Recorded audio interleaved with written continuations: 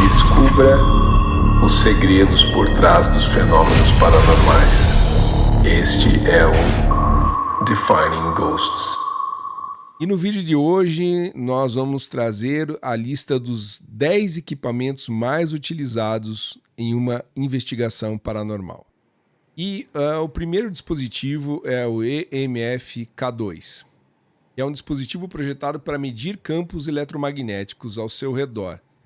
Ele é formado, na verdade, por bobinas de fio que captam sinais elétricos e converte esses em leituras visíveis, normalmente em uma escala de luzes LED ou um visor digital. Os mais baratos são aqueles que têm os LEDzinhos e informam a presença ou não, a sua detecção, uma graduação.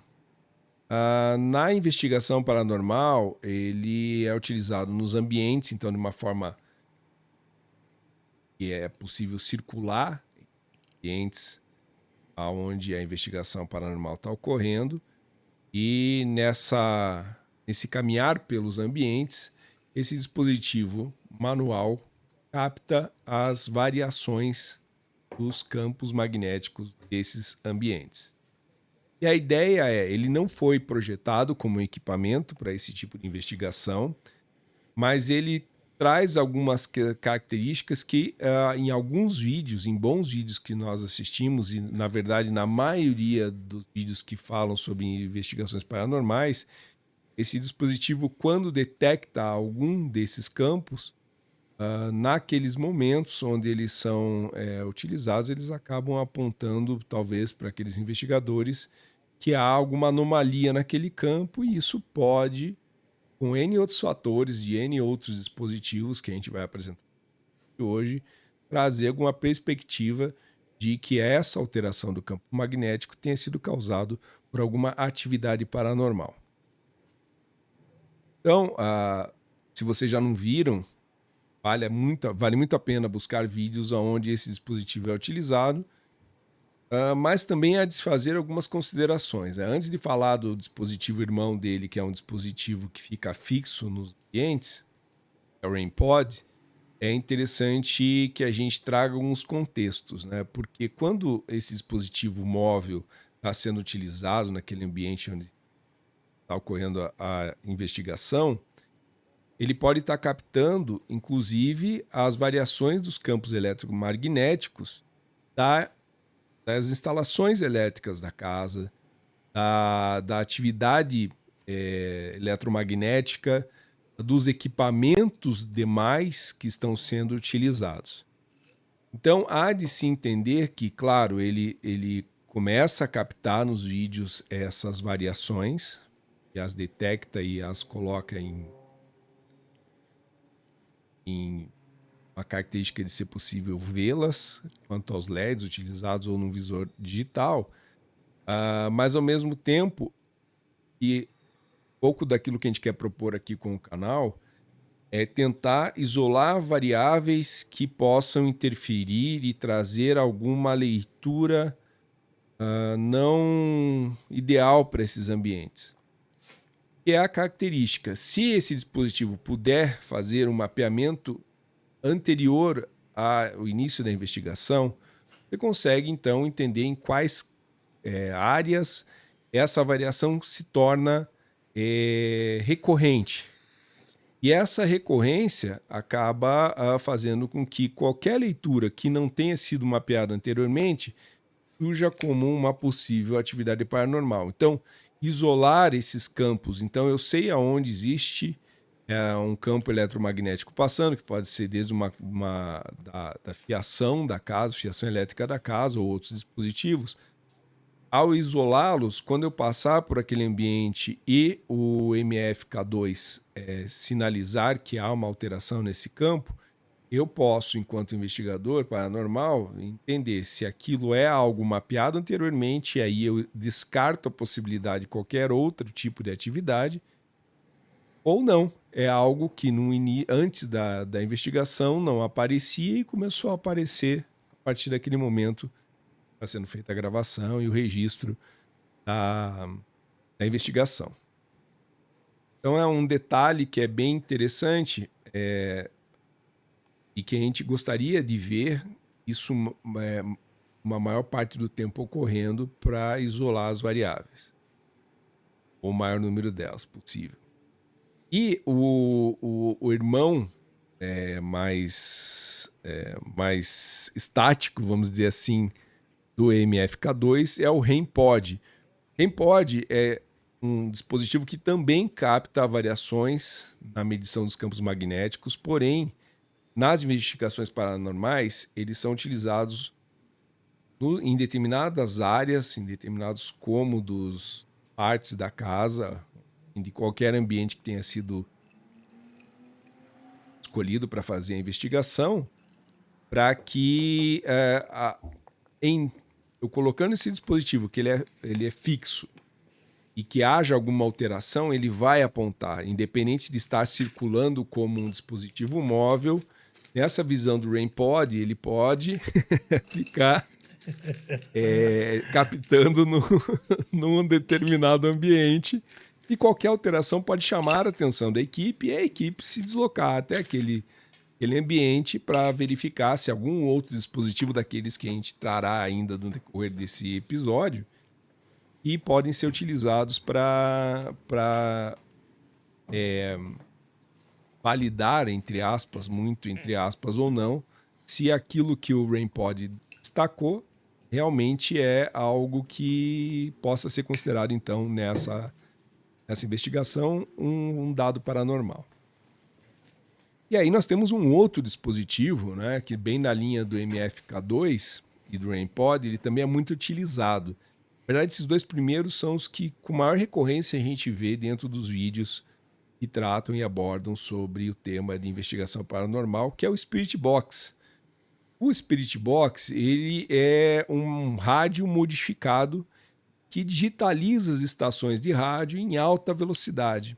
Então, seria como você sintonizar as rádios, seja no processo manual ou na memória de qualquer tipo de rádio que você tenha no carro ou em casa, só que ele alterado, esse dispositivo, ele faz essa varredura de uma forma muito rápida.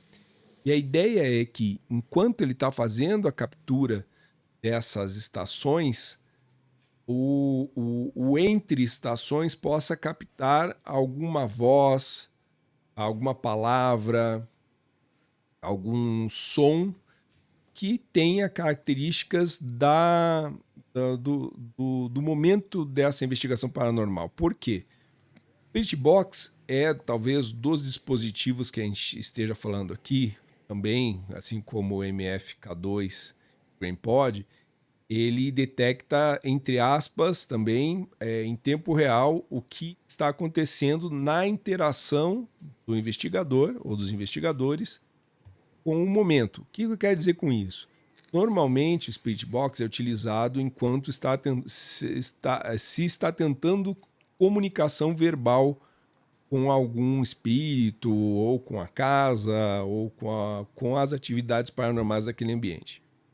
Então, o Spirit Box começa a trazer som, palavras, murmúrios, e que podem ter contexto direto ou não com aquela pergunta que foi feita.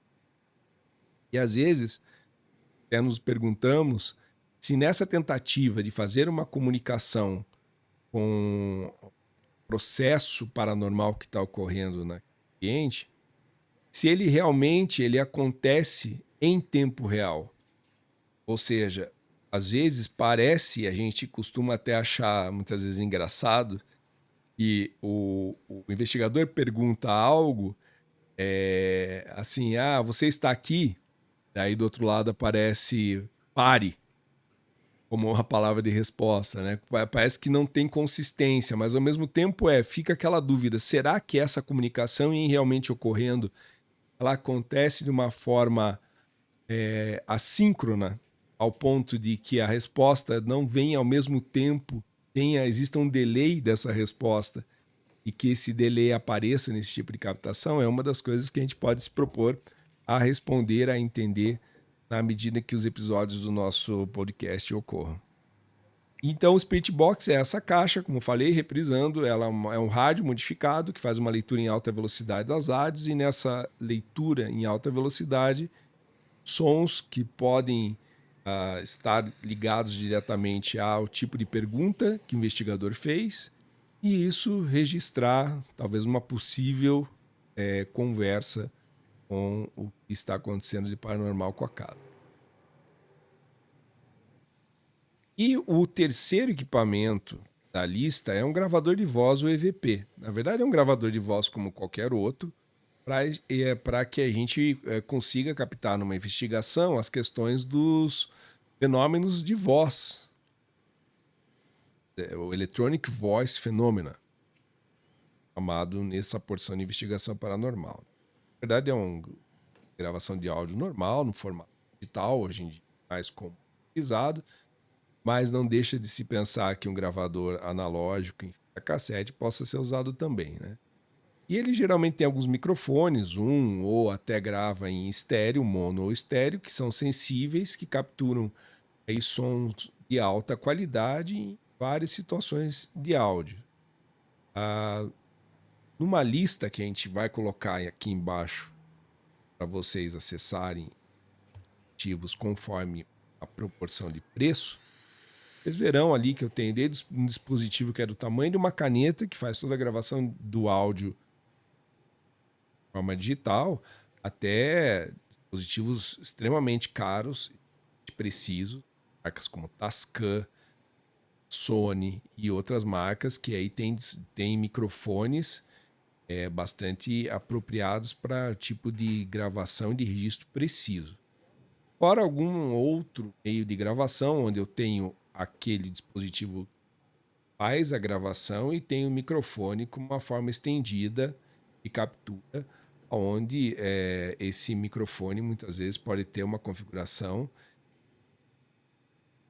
parabólico para que uma captação seja focada em algum determinado ponto, seja bastante preciso. Então, é um dispositivo, ele está na lista daqueles que, para quem quer começar uma investigação paranormal, pode ter fácil acesso por questões de preço e depois, com o tempo, evoluir para alguns dispositivos mais precisos.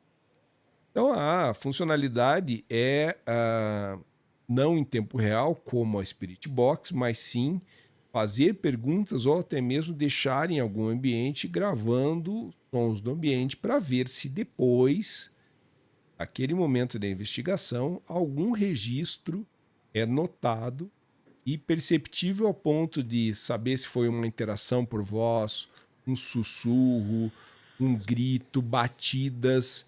São outras questões que a gente também vê comumente ocorrendo, né? Então, passos, portas batendo, rangendo, enfim, toda a miríade de possibilidades que uma gravação de áudio pode trazer, ele registra. Porém, não é algo que possa ser percebido na hora, no momento da investigação, né?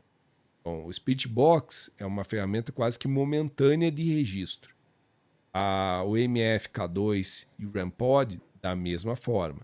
Já o gravador é para uma análise depois daquele ambiente que foi investigado, para que se exista essa possibilidade de ir numa minúcia daquilo que foi registrado e fazer uma escuta mais precisa, usar filtros, usar programas adequados para fazer a limpeza de outros ruídos. Então já é uma porção da investigação um pouco mais elaborada e que necessita depois de um trabalho sobre aquilo que foi capturado. E aí vamos para o outro dispositivo, que é o detector de movimento. O detector de movimento, hoje em dia, quem mora em apartamento, quem mora no edifício tem isso já há muitos anos, detectando movimento para acender luzes. E é o mesmo tipo de detector de movimento que fica também novamente como aquela mesma porção do RAMPod, fica de forma estática em ambientes e a ideia é que ele, ao detectar algum movimento, eles registrem um alarme, um alerta para que a equipe possa ir até aquele cômodo, até aquele ambiente, para tentar validar se algo realmente ocorreu ou se outro dispositivo ao mesmo tempo também fez alguma espécie de captura ou não. Então é legal porque assim como o detector de movimento, o RainPod, quando usados de uma forma estática, e daqui a pouco a gente vai falar também de câmeras, o que é legal desse dispositivo é que se ele usado em conjunto, ele pode trazer uma forma de, ok, algo aconteceu aqui e um ou mais dispositivos detectaram ao mesmo tempo. Então eu posso ter ouvido o sinal sonoro do detector de movimento e também foi disparado ao mesmo tempo que o RainPod detectou uma alteração no campo eletromagnético daquele ambiente. Esse seria ou será o melhor dos cenários, né? Então, realmente, sendo possível de entender que algo aconteceu e 2 dispositivos detectaram ao mesmo tempo. Então, já comentei, mas talvez valha a pena falar de novo. Então, das funcionalidades no processo de investigação paranormal é monitorar e detectar movimentos em áreas específicas durante a investigação, alertando os investigadores, como eu falei, sobre a presença de movimentos no ambiente. E aqui a gente começa a entrar já numa outra camada, que é a de câmeras, registros de imagem. E eu vou trazer sobre a câmera de infravermelho, né? Ela é uma câmera que captura imagens usando uma luz infravermelho ao invés da luz visível ao olho humano, convertendo a radiação infravermelha em uma imagem visível ou vídeo, mesmo com condições de pouca luz. Então, o infravermelho aqui é para que não haja nenhuma outra fonte. Não é que não haja nenhuma outra fonte, mas que, em não havendo outra fonte de luz que seja do próprio ambiente, ou até mesmo de uma área externa, se imaginarmos que esse ambiente pode receber iluminação da rua, por exemplo, em que não havendo esse outro tipo de registro, a luz infravermelha, a câmera preparada para captura com luz infravermelha, que ela tenha um alcance de uma zona de iluminação não visível a olho nu. E a ideia é que também, novamente, ela possa ser tanto usada de forma estática quanto em movimento, assim como a MFK2 e a Spirit Box, para poder registrar. O que ocorre muitas vezes em alguns desses vídeos que a gente vai ao longo dos nossos episódios também abordar. Quando ela é utilizada em movimento, existem outros dispositivos gravando.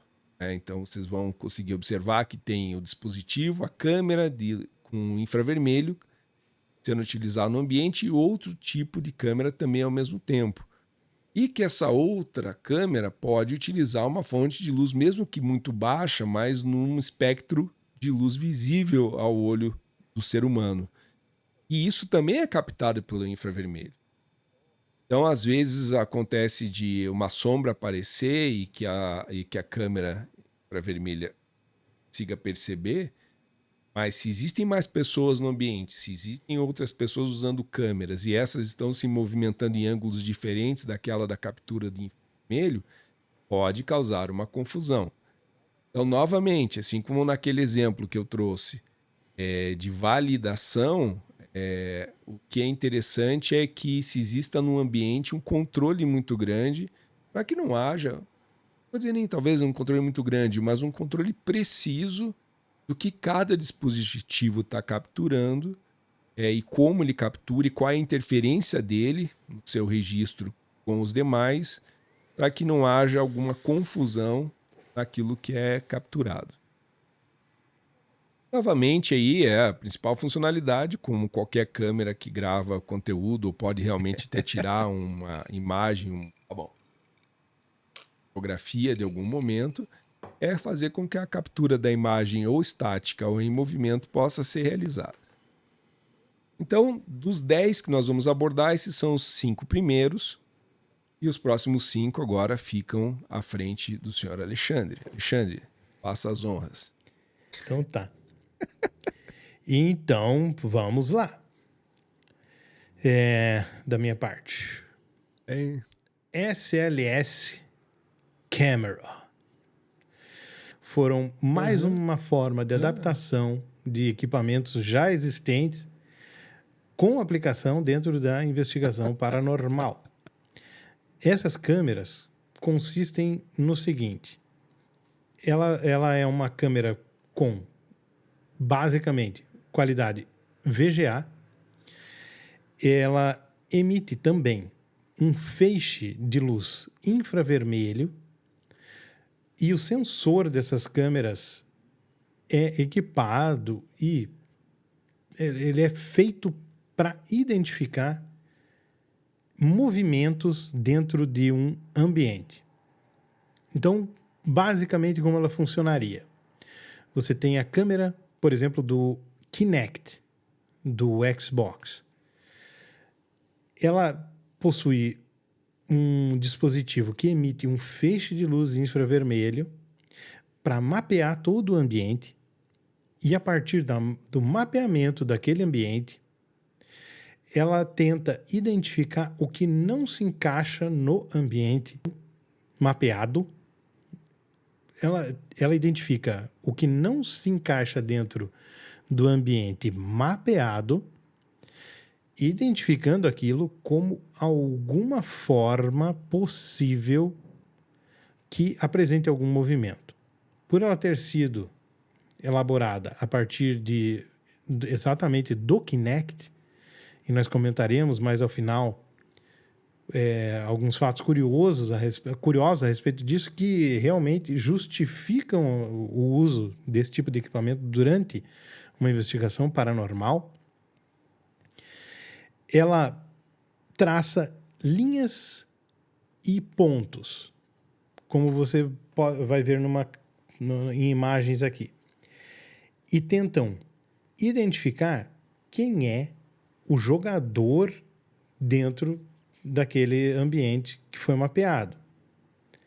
Então, a partir dessas linhas e pontos, são desenhadas figuras que, dentro de uma análise do algoritmo que foi criado para exatamente essa finalidade, essas câmeras tentam conseguir criar uma ligação entre todos os pontos que estão identificados em movimento fora do ambiente, criando um tipo de forma. E esse é o tipo de registro que é feito por essas câmeras. Desse tipo de equipamento, o que aparece é uma forma como essa, que pode ser identificada como alguma entidade que não pertence àquele ambiente e que se encontra em movimento dentro daquele ambiente.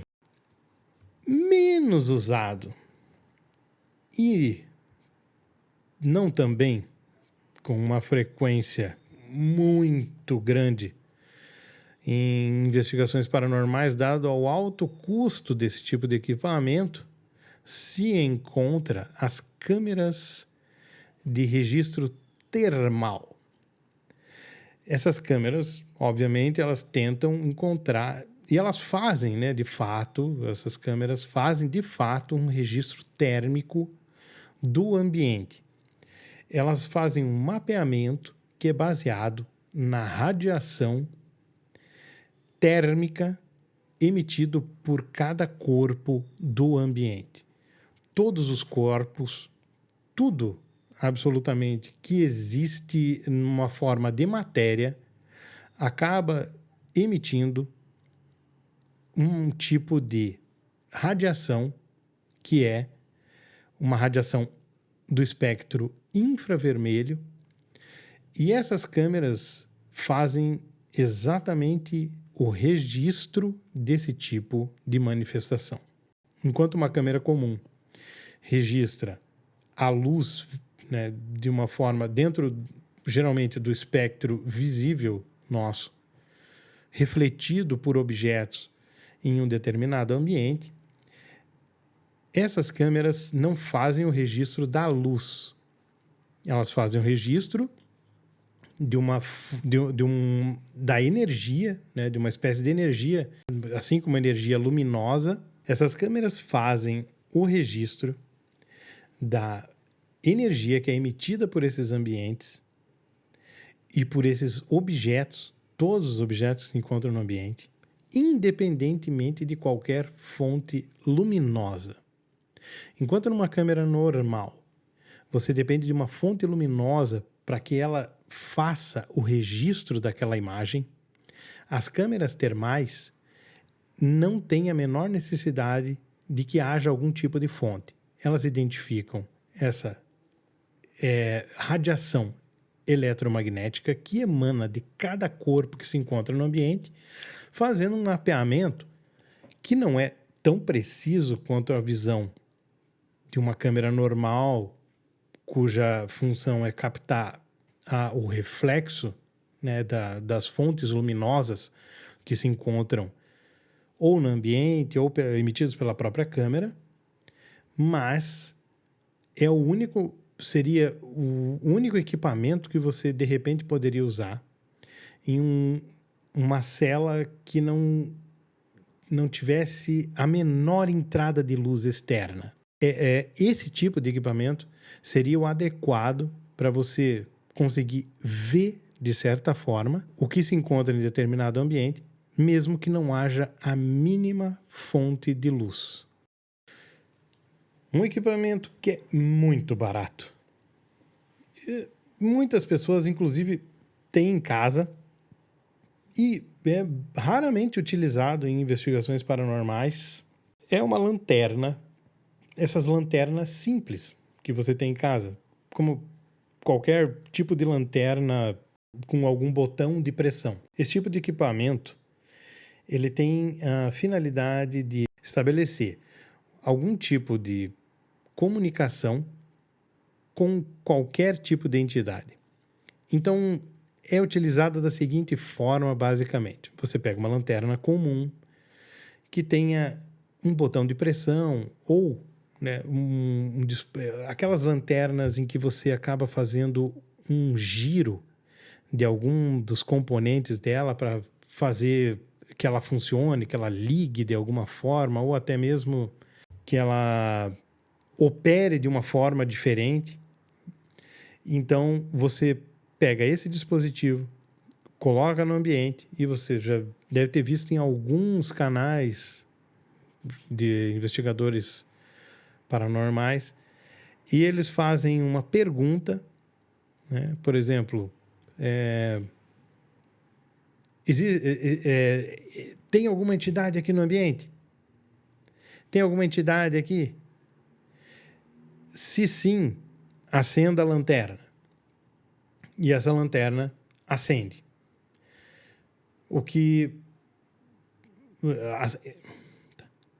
E essa lanterna acende sem que não haja nenhuma forma de contato com essa lanterna. Ao mesmo tempo, as pessoas que usam esse tipo de equipamento, elas buscam validar esse tipo de resposta mediante a confirmação daquilo com uma resposta, com uma pergunta que é exatamente a mesma. Se existe alguma entidade aqui, você pode agora apagar a lanterna, né? E daí, geralmente, né, nesse tipo de investigação, há um tipo de confirmação, né? E assim se segue perguntando e fazendo verificações através desse mesmo método, né? Sempre buscando algum tipo de confirmação a respeito daquilo e não simplesmente da aleatoriedade do uso daquilo ali. Os detectores de som são muito raramente usados. Na verdade, eu só vi até hoje um canal utilizando, até por isso eu sei da existência deles. E eles são basicamente equipamentos que detectam algum tipo de vibração que é sonora, né, que seja manifesta naquele ambiente.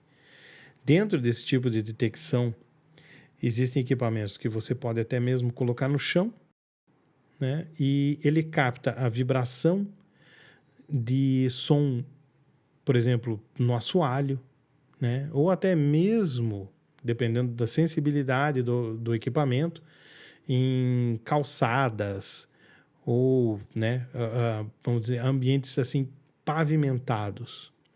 mas a grande função dele é tentar captar algum tipo de vibração sonora que não seja audível por um ser humano normal.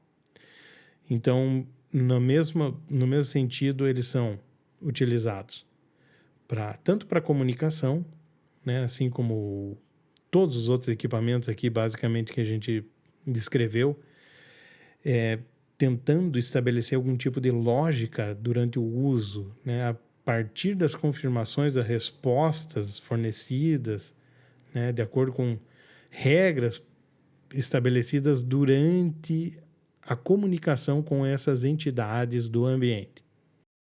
Eles, no caso, também servem não somente para comunicação, mas para detecção. Então, basicamente, a função primária é detectar algum tipo de som que, porventura, não tenha sido ouvido, né, ou pelos investigadores, ou realmente porque fuja ao espectro sonoro que nós podemos ouvir, né? Assim como algum tipo de gravador de som, né, dos famosos EVPs. E por fim, eu somente vi isso sendo utilizado uma vez em uma investigação. Não foi em nenhum canal do YouTube, inclusive. Se vocês souberem de algum canal que tenha utilizado, por favor, deixe aqui para nós o nome do canal e em que episódio foi utilizado, caso ele não faça uso recorrente desse equipamento. E é uma bobina Tesla. A bobina Tesla, ela teria a seguinte função: como os espíritos são entidades que se acredita que se alimentem de algum tipo de energia que exista naquele ambiente, para poder se manifestar de alguma forma, né, para nós, a bobina tem a função de uma bateria, da qual esse espírito, essa entidade, poderia vir a se carregar para causar algum tipo de fenômeno que as pessoas pudessem identificar como sendo algo, né, de uma interação, resultado de uma interação paranormal. Então, elas, basicamente, assim como a bateria de um equipamento qualquer que você tenha na sua câmera, ou, né, nos RAIN-Pods, ou nos K2 e os outros equipamentos que são utilizados na investigação, podem ser usados pelas entidades como um tipo de fonte de energia. As pessoas que se utilizam desse equipamento levariam já de no ambiente uma fonte de energia através da, né, que ela pudesse fazer uso e se manifestar com mais e que ela pudesse se manifestar sem os problemas de que eventualmente aquela entidade que estivesse ali no ambiente não pudesse mais se comunicar com alguém por falta de algum tipo de energia. Então, esses foram os 10 e eu tenho que mijar. Muito macarrão. Então, com isso, nós finalizamos aqui uma descrição breve dos 10 equipamentos que são mais utilizados durante a investigação paranormal. Todos esses anos em que nós viemos fazendo acompanhamento de canais que fazem esse tipo de investigação no YouTube, então, e de canais de TV por assinatura, como, exemplo, Discovery e etc. Se foi o suficiente para você... Não dá para falar uma coisa disso. Desse tipo não dá para falar. E aí, com isso, é interessante trazer qual é o propósito de criar, como nosso primeiro episódio, essa lista de dispositivos. Que é para criar um formato para tudo aquilo que a gente virá entregar para vocês nos nossos próximos episódios. Então, parte-se do princípio que esses dispositivos serão vistos, sim, na maioria dos próximos episódios, em tudo que a gente vier a comentar sobre aqueles canais que a gente já tem algum tempo que a gente assiste, que a gente consome conteúdo, o que eles apresentam, o que eles detectaram, né? Então, quando num canal, em um dos nossos comentários sobre um determinado vídeo aparecer um EMF-K2, que vocês saibam qual que é o funcionamento, mais do que uma luzinha acendendo ou apagando, é que tipo de detecção é aquela por trás que ele está realizando. Que tipo de câmera é a infravermelho que capturou um movimento, uma sombra, que aquilo foi registrado em alguns desses próximos episódios e desses canais que nós consumimos e iremos comentá-los, como que surgem como uma atividade paranormal. Então é esse o principal aspecto de a gente trazer como primeiro conteúdo do primeiro episódio, quase que de uma forma bastante organizada, que é saber tudo que vocês verão daqui para frente vai estar muito baseado em qualquer registro desses equipamentos. E também vai servir para tudo aquilo que vier a ser conteúdo que vocês acabem disponibilizando para a gente, até mesmo os casos que a gente pode trazer como referência das nossas vidas particulares, das pessoas que a gente conhece e coisas que a gente ouviu. Então, como um equipamento poderia fazer a diferença ou fez a diferença em algum tipo desses de captura. Então vocês verão em alguns outros episódios a gente comentando sobre situações onde ruídos, movimentos, passos dentro de uma casa foram percebidos por pessoas e o como isso poderia ter sido registrado se estivesse fazendo parte de uma investigação paranormal. Então a ideia é saber que hoje esses equipamentos são utilizados como uma forma de tangibilizar, de trazer para algo mais possível de ser registrado num aspecto de uma investigação mesmo. Assim como quando a gente chama de investigação paranormal, a gente também está fazendo toda uma referência a qualquer outro processo de investigação e que outras investigações também são pautadas em equipamentos, em dispositivos, em técnicas. E a investigação paranormal também está tentando cada vez mais pautar esse processo de investigação através de técnica e método. Quando eu comento aqui no início de usar um RAINPod e um MFK2 e isolar as variáveis para que essas não sejam registros que apontem algo que não representa necessariamente uma atividade paranormal, é esse tipo de ideia, esse tipo de conteúdo que a gente quer gerar para o nosso canal. É a possibilidade de que não haja engano, que não haja a possibilidade de uma leitura errada de algo que foi registrado.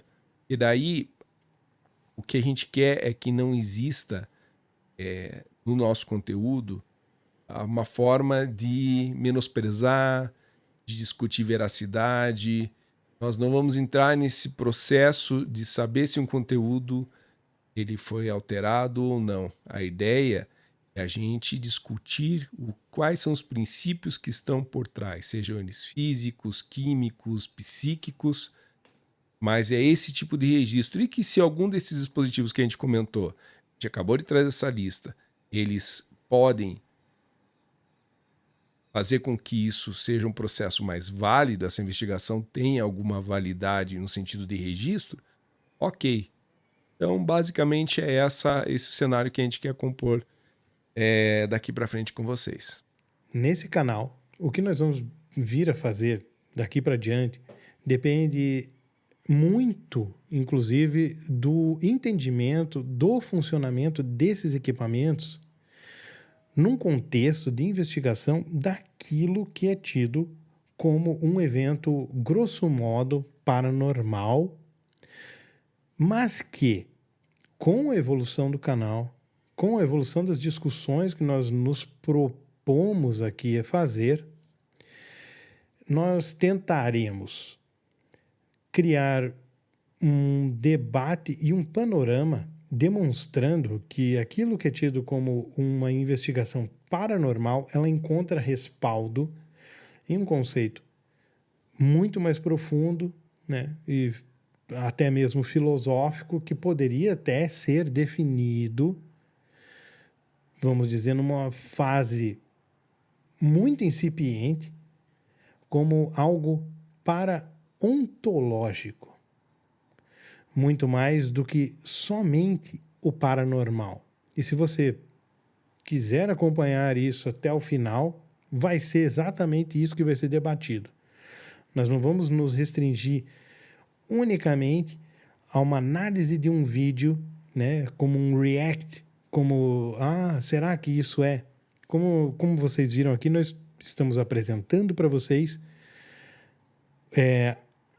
as finalidades dadas a equipamentos que não têm exatamente essa finalidade dentro de um contexto para um tipo de investigação que é tido como paranormal. Esse é o grande objetivo.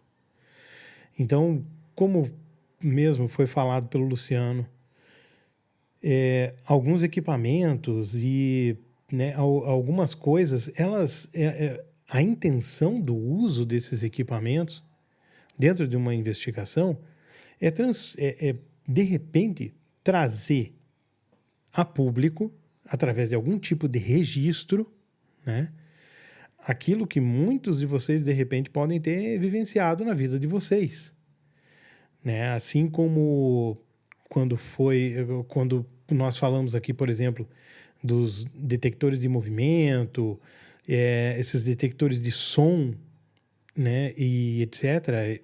Na minha vida mesmo, eu já tive experiências que foram se eu pudesse, eu já tive experiências na minha vida que se eu pudesse, se dispusesse desse tipo de equipamento na época, eu teria registrado. Residi em Curitiba, numa casa que foi construída, né, pelo meu bisavô para a minha bisavó, né, e ela existe até hoje em Curitiba. Inclusive a fachada dela foi tombada como patrimônio histórico. No local, a fachada existente, né, existe um restaurante, que o nome do restaurante, inclusive, é Restaurante Manos. Nesse ambiente ocorreram inúmeros eventos paranormais que não somente foram vivenciados por nós que moramos na casa, mas por todas as pessoas que habitaram aquela mesma residência. Essa casa foi construída em 1836 ou 39, que eu não me engane. Eu vou colocar a foto para vocês aqui. Ela tem na fachada escrita Lar de Maria, que era Maria Zandoná, minha bisavó, né, materna, né, por parte da minha mãe, e casada com Giacomo, né, Giacomo Todesco, que acabou construindo essa casa para essa pessoa. Ela morreu, né? O meu bisavô continuou vivendo nessa residência durante muitos outros anos, inclusive com outra esposa. Essas pessoas que moraram, ele teve filhos com ela, né? E essas pessoas que habitaram essa casa, né, já nessa época elas vivenciaram, vamos dizer assim, muitos eventos sem explicação alguma, que poderiam entrar dentro do contexto que nós vamos definir ainda como paranormal, né, que é uma definição a ser feita ainda, e eu espero que vocês aguardem. Nós vamos apresentar esse tipo de definição, assim como a do paraontológico, para todos vocês.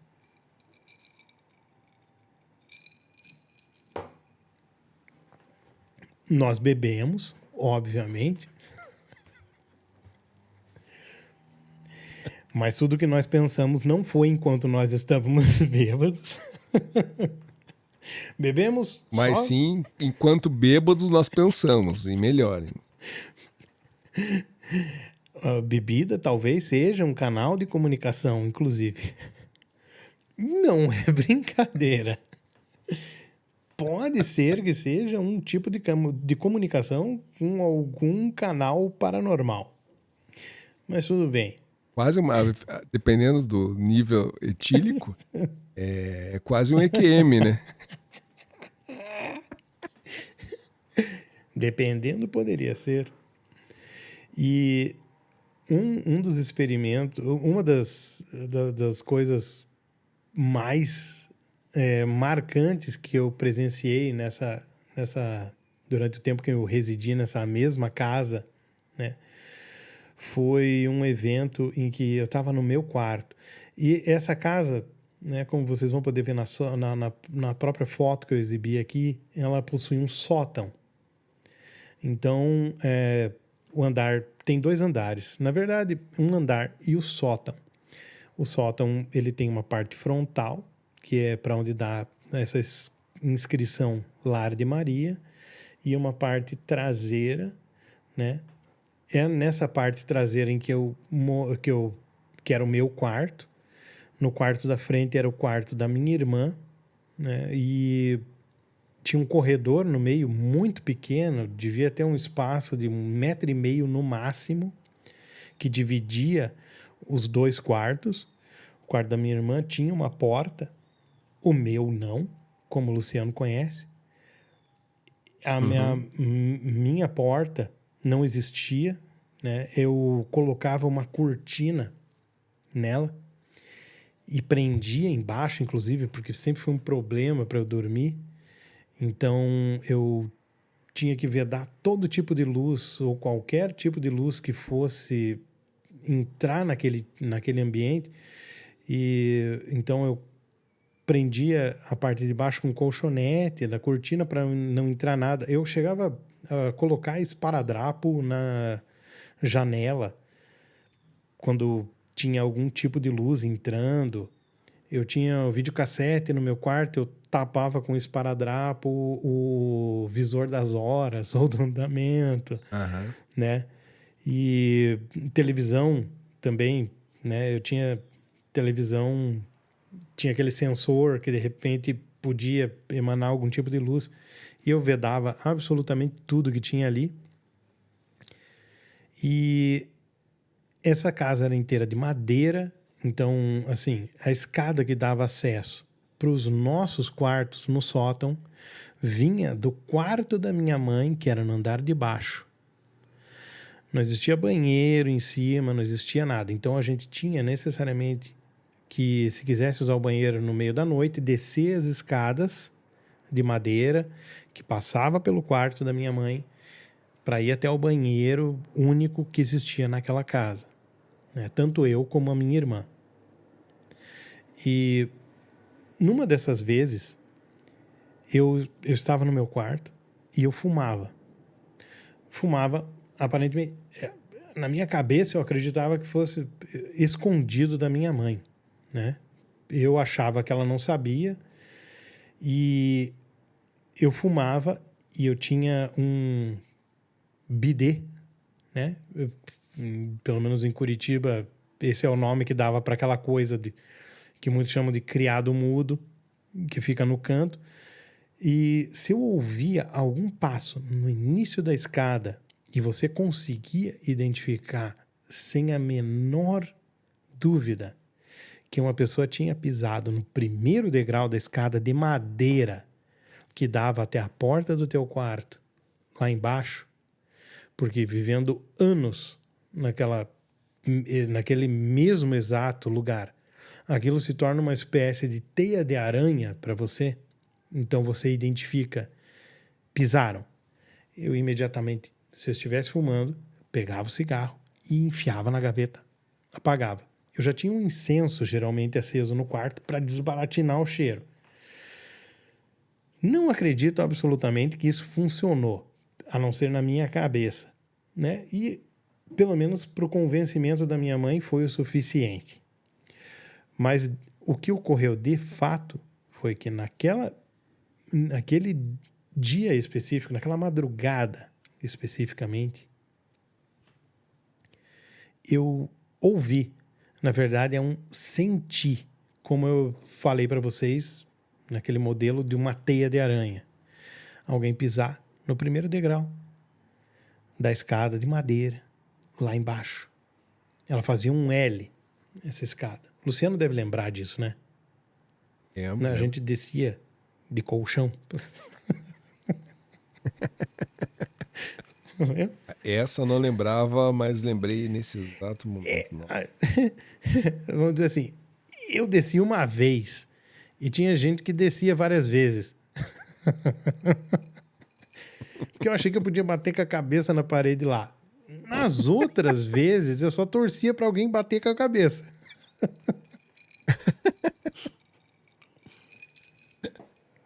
Era melhor assistir. Mas a gente disponibilizava o colchão. Qualquer pessoa.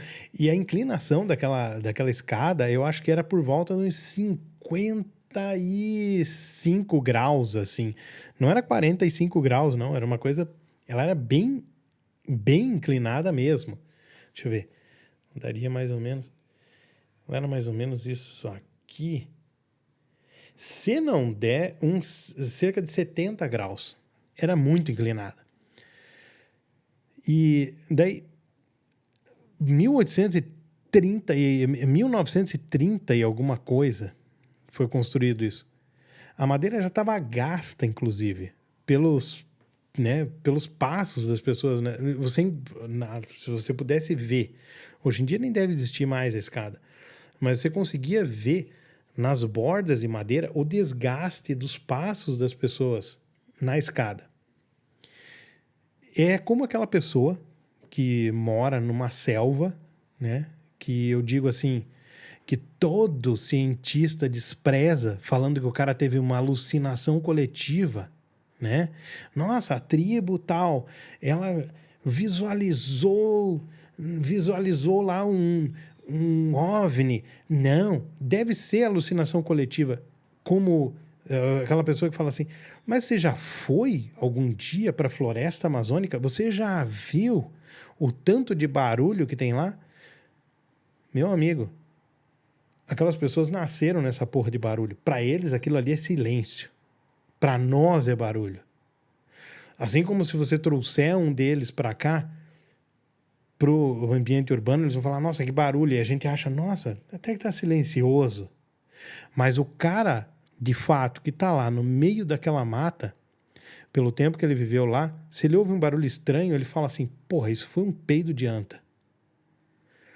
E você não sabe que merda foi aquela. Ele é a pessoa mais confiável. Eu sou uma pessoa que eu sabia absolutamente quando alguém pisava. Eu estava no meu quarto, como eu falei, e de repente eu ouvi, no primeiro degrau, um passo. E eu estava fumando, por isso eu lembro muito bem. Imediatamente eu abri a gaveta do bidê, soquei ali a guimba. Soquei ali a guimba. Apaguei. O incenso estava aceso, torcendo para minha mãe demorar um pouquinho mais, ou meu pai, sei lá, quem ia subir a escada, chegar e eu ouvindo, passo a passo, o movimento de uma pessoa subindo, degrau por degrau, aquela escada, até chegar no meio da minha porta e da minha irmã. Eu senti o chão mexer naquele momento. Né? Você sente, além da vibração ali, do som, você sente a vibração. Eu senti a vibração. E eu fiquei olhando para, que era logo aqui à direita, minha cama estava encostada na parede, a porta aqui à minha direita.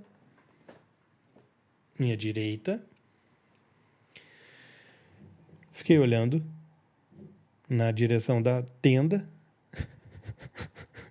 A cortina era a tenda dos milagres. Do pano da tenda, né? Ninguém abriu aquilo.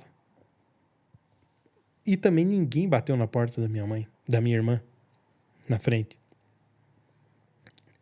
Aquilo morreu ali. Não houve mais nada além daquilo, né? No outro dia de manhã, a gente acordou cedíssimo para poder ir para o colégio. A gente acordava 6:30 da manhã, frio do cacete em Curitiba. Botava, nem tirava o pijama, botava a calça de agasalho do colégio Por cima, por o pijama virava uma cirola. exatamente, o pijama virava uma cerolona. Colocava uma cacharel da cor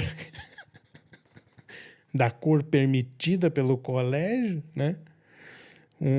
Tinha isso. Né? A mulherada colocava uma polaina. né? E a japona, óbvio. Você botava a japona e ia.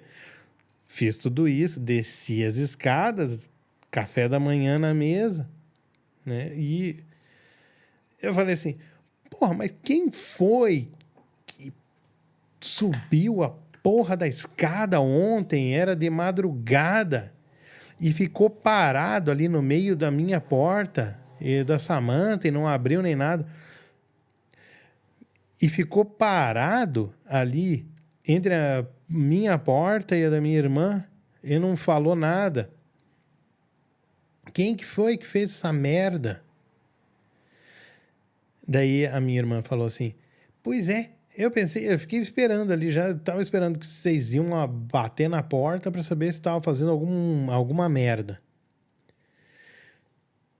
Minha mãe e o meu pai, que dormiam ali no quarto, como eu falei, falaram assim, a gente também ouviu. A gente pensou que algum de vocês tinha descido a escada, a gente não tinha visto, né?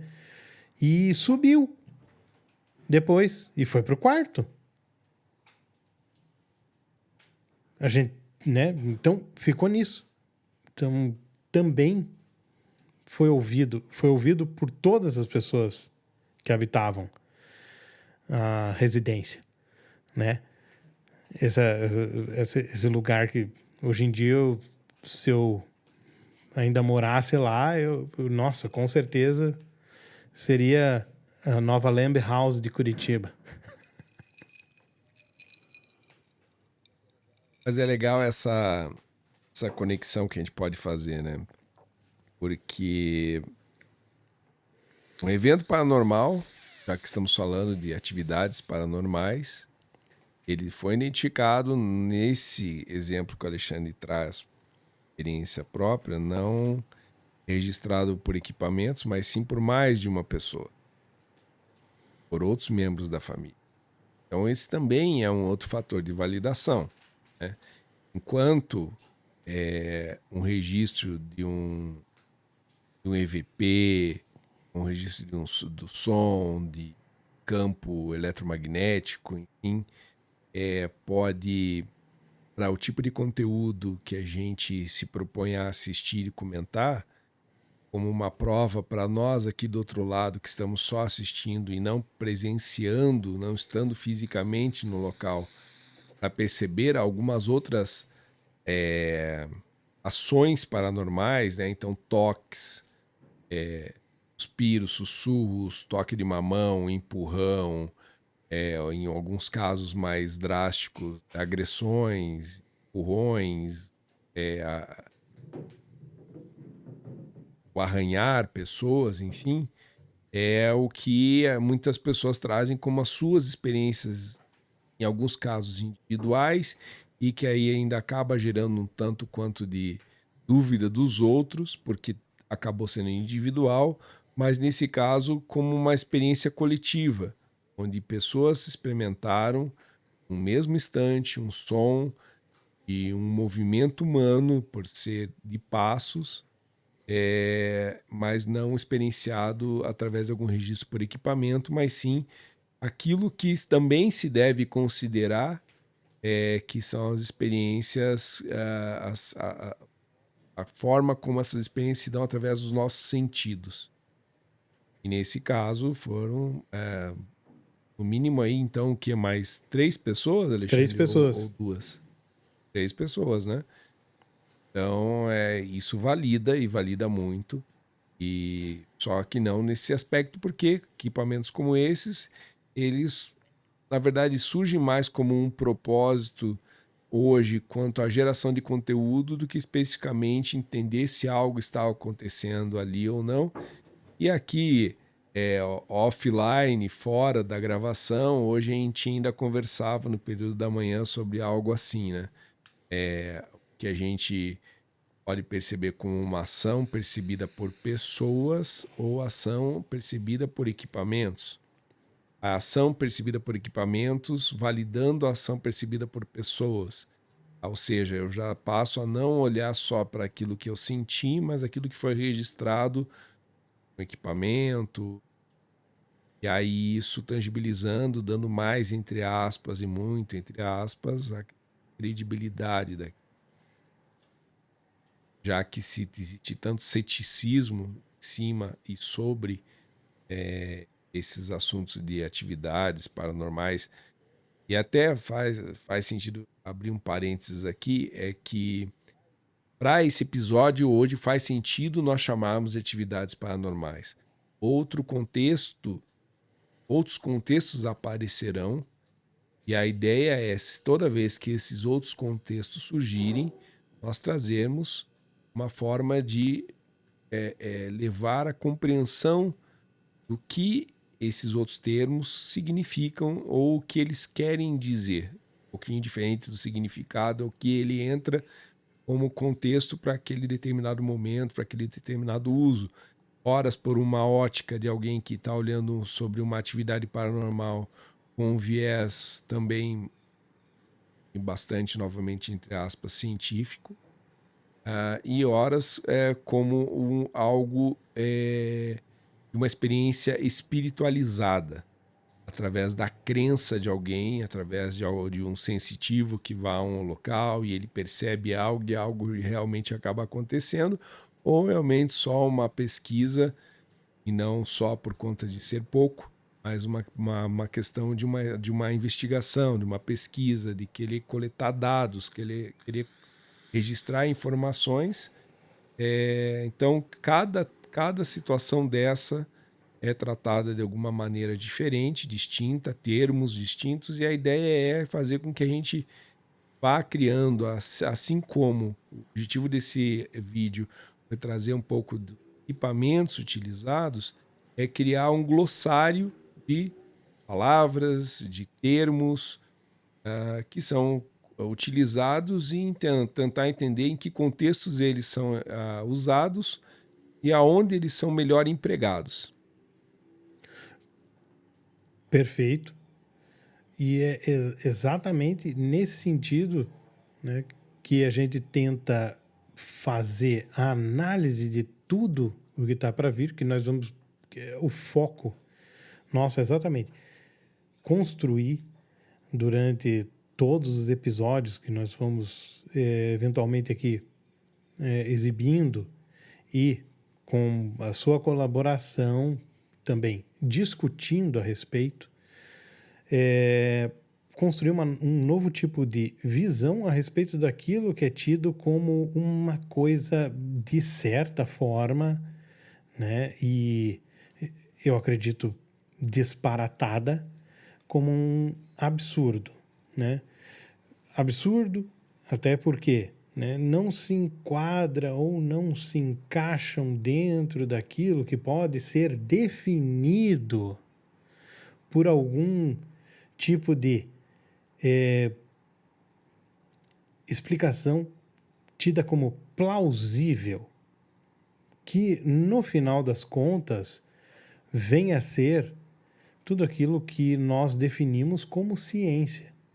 Na medida em que fomos apresentando aqui, nós vamos apresentar aqui esses episódios, nós vamos também apresentar sugestões de uso para esses equipamentos, uma sugestão de como fazer exatamente uma medida de forma a se padronizar esse tipo de medida, né, para que isso, de alguma forma, confira algum tipo de plausibilidade dentro de outro espectro que não exatamente o proposto inicialmente pelo uso daquele equipamento, né? Assim como a própria ciência faz. E ela faz isso. É inegável, né? Quando a gente fala de qualquer tipo de medida, existe alguma medida natural da natureza? Qualquer medida que seja. 1 metro existe na natureza? Não. 1 metro, né, é uma forma de medida nossa. É um padrão estabelecido nosso para tentar mensurar algum tipo de evento, né, ou alguma medida de alguma forma que se encontra à nossa frente. O próprio tempo, quando se fala, por exemplo, em tempo que ocorreu algum evento, ele foi do momento tal, né, do momento X ao momento Y.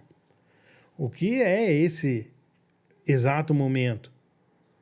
É o que o ponteiro de um relógio indica. Isso quer dizer, o estabelecimento dessas medidas é um tipo de...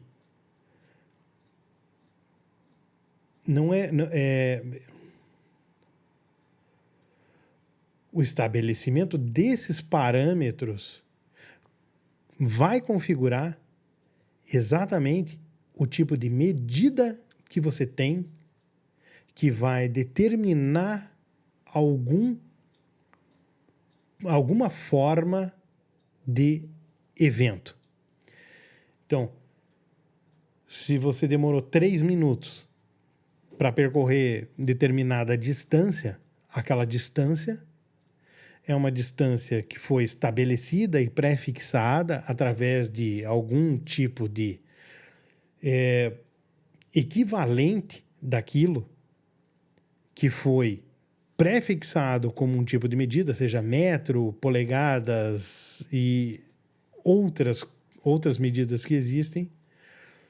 E o tempo foi o tempo em que aquele evento foi medido pelo ponteiro de um relógio, né, que iniciou em um momento 0 e demorou para ele percorrer até o momento X em que aquela atividade foi cessada.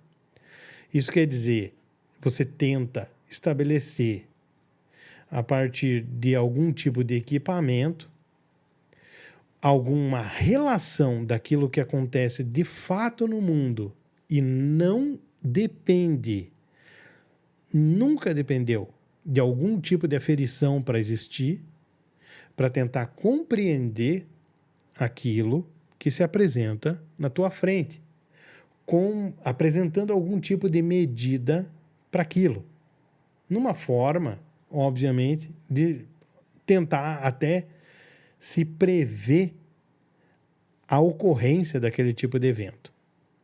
Então é por isso que aqui a gente até vai apresentar exatamente alguma forma de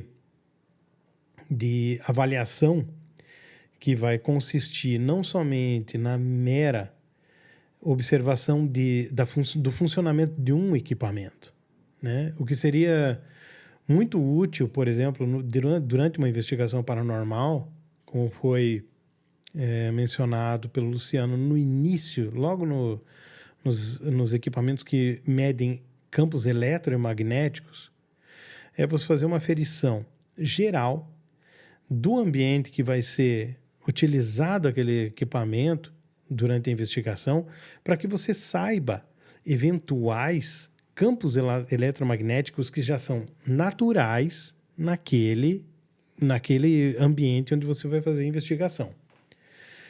E mesmo que variáveis, vamos dizer, então você passaria um EMF em um período de até a tua investigação, vamos dizer assim, se você passasse ele várias vezes na casa, tentando identificar, aqui ocorreu uma variância,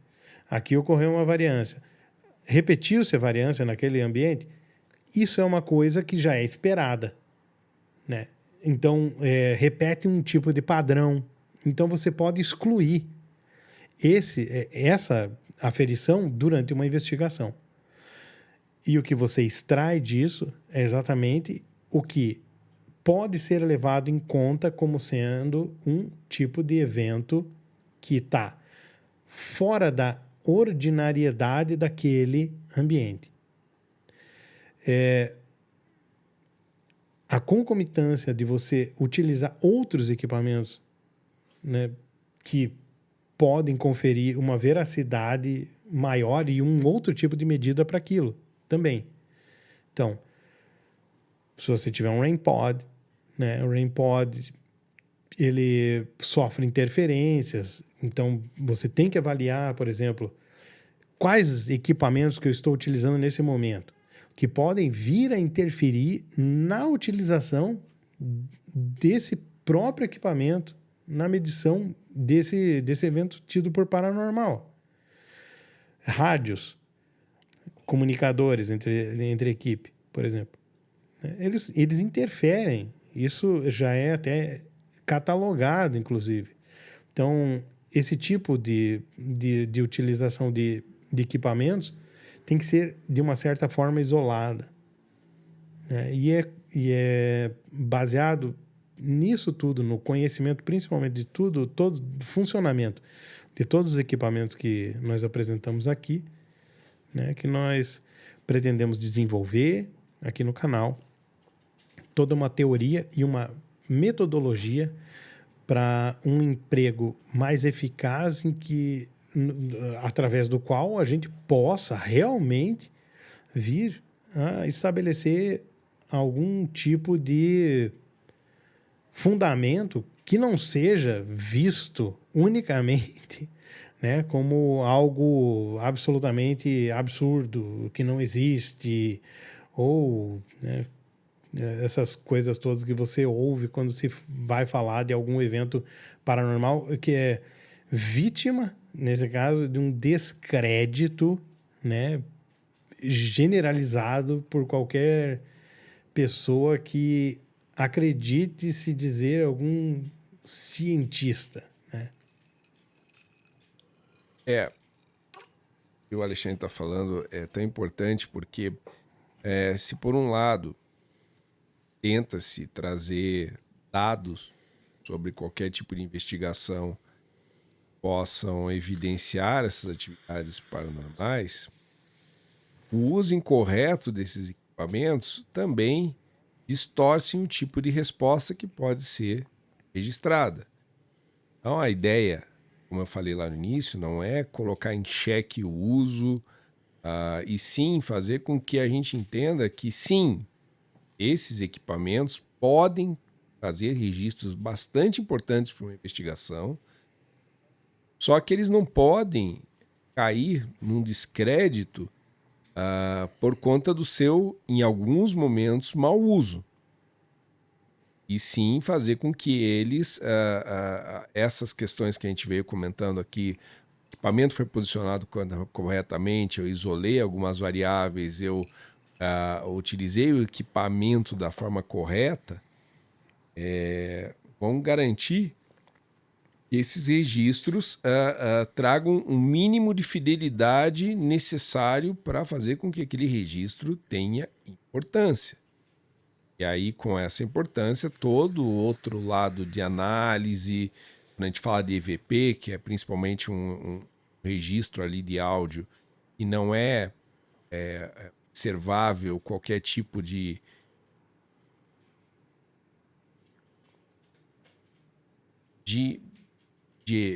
captura no momento em que está sendo registrado, e sim pós-investigação, que tudo isso tenha valor, que tudo isso possa ser creditado no sentido de credibilidade, tenha valor dado àquele tipo de registro. Então, novamente, nós não temos aqui o intuito de fazer com que o canal leve dúvidas no sentido quanto a criticar o conteúdo de um canal ou não.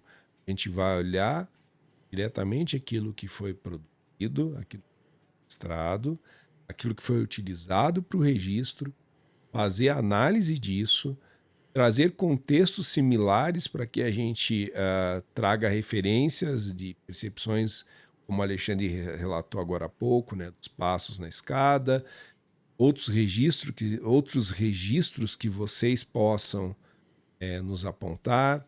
Esse é um momento bacana de pedir a vocês. Vocês têm histórias para contar, relatos para trazer como experiência de vocês, coloquem aqui embaixo ou nos mandem por e-mail, que também está na descrição do vídeo, e a gente vai começar a associar esses registros que vocês forem nos enviando com todo o conteúdo que a gente precisa e pretende gerar para os próximos episódios e temporadas, enfim, do podcast. É muito importante, se você sente que a gente está trazendo um trabalho com conteúdo que é importante, que vale a pena, que traz entendimento sobre tudo aquilo que muitas vezes é tratado com descredibilidade, colabore com a gente, traga a sua experiência, traga eventualmente experiências que vocês tiveram com esses equipamentos, sem equipamentos, e que a gente possa entender como isso ocorreu, você nos explique, que a gente traga isso, tendo teu nome, se você quiser também que a gente mantenha sigilo, a gente trata com sigilo, mas é importante que quando você quiser o seu relato, não traga o seu nome, que você aponte quando enviar para a gente. Olha, mandou para o nosso e-mail, não quero que meu nome seja relatado, a gente traz a experiência, você quis, você registrou, autorizou a gente a trazer o seu conteúdo como algo a ser tratado dentro do nosso canal, dentro dos nossos episódios, vai tratar, mas sempre fazendo uma conexão com outros conteúdos, né? Então a gente vai trazer um vídeo, por exemplo, que vai tratar sobre atividades paranormais numa casa que sofreu um incêndio, por exemplo. Você conhece algum relato? Nós temos no Brasil alguns casos, como o do edifício Joelma, em São Paulo, passou por isso, você quer relatar, conhece alguém que passou por aquele momento, tem alguém que vivenciou, ou da família que sabe o que ocorreu, quer relatar para a gente, traga. E quando a gente tratar de um episódio que vai falar sobre uma casa com atividades paranormais que estão ligadas a um desastre que aconteceu dentro dela, o seu relato vai fazer toda a conexão e a gente vai tratar ele dentro desse episódio então. Bom? Perfeito. Fechou. É isso aí. Nossa, não. Essa aí que tem que ser o encerramento, inclusive. Só temos que dar tchau. É hora de dar tchau. Então, exatamente nesse sentido. Se você quiser relatar, se quiser, inclusive, participar aqui de alguma das nossas gravações, né, através de algum link, né, virtualmente, seja se identificando ou não, entre em contato com a gente e nós vamos tentar viabilizar para que isso seja registrado e compartilhado aqui, para que de alguma forma a gente tente enriquecer essas investigações que, né, são tidas como paranormal e são, assim, logo de pronto, de plano, são descredibilizadas por qualquer pessoa que se ache. Não é nem pessoas que se achem. São descredibilizadas geralmente pelo meio científico.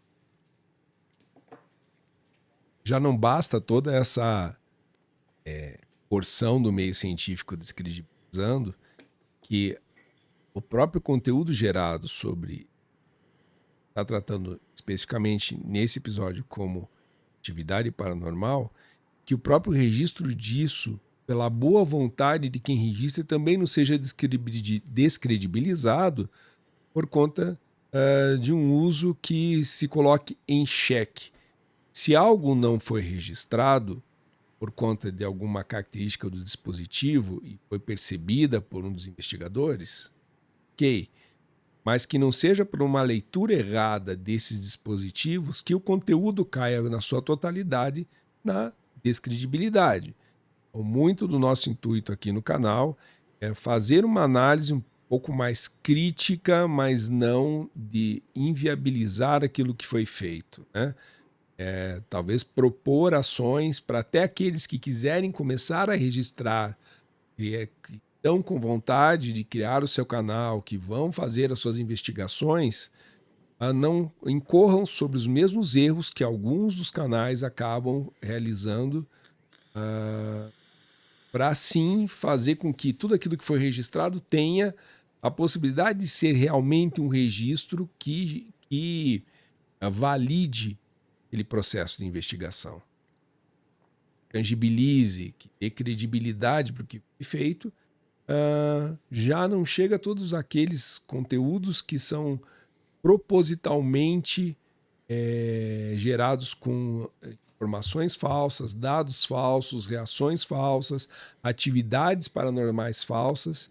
Esses já caem numa descredibilidade total. Então a gente ainda olha muito para aqueles canais que têm seriedade.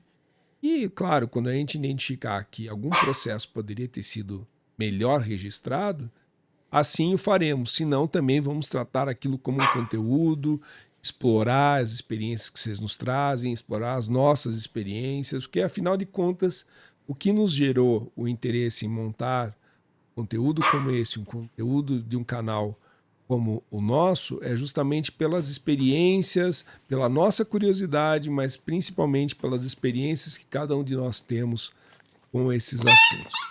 Eu acho... Oh.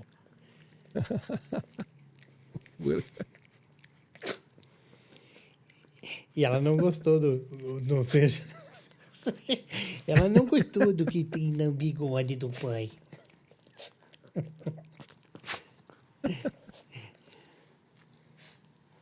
Então com isso e com uma participação mais que especial da Clementina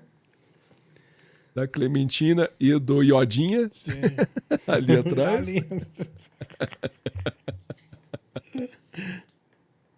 É que nós nos despedimos. Eu sou Luciano Procópio. Eu não sou o Luciano.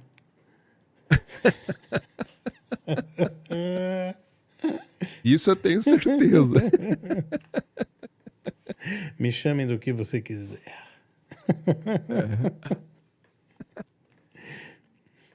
A gente tinha um teor dado. I wanna be your dog.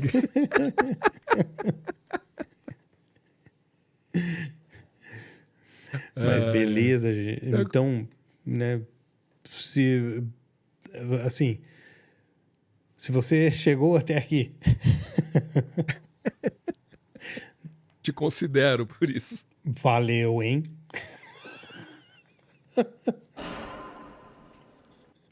Descubra os segredos por trás dos fenômenos paranormais. Este é o Defining Ghosts.